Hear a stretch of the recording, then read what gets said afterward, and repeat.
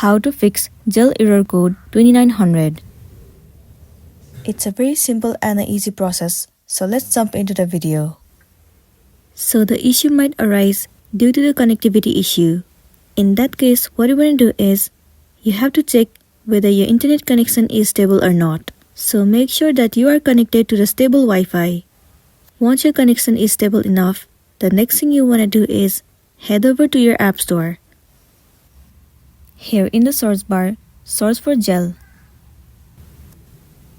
Move into this app. Right here, instead of open, if it shows the option of update, then your application is not up to date, and it might be one of the reasons that you are facing this issue. If that's the case, then tap on update and update your application to the latest version. Once you have the latest version of the app, the next thing you want to do is head over to the settings of a device. Move into General. Head over to iPhone Storage. In this page, search for the application Zelle. Once you find it, head over to it. You will be landing on this page. Right here, tap on Offload App. Once again, click on Offload App. Offloading app means clearing the cache and the storage of the application. It will remove all of the unwanted bugs and make your application run smoothly.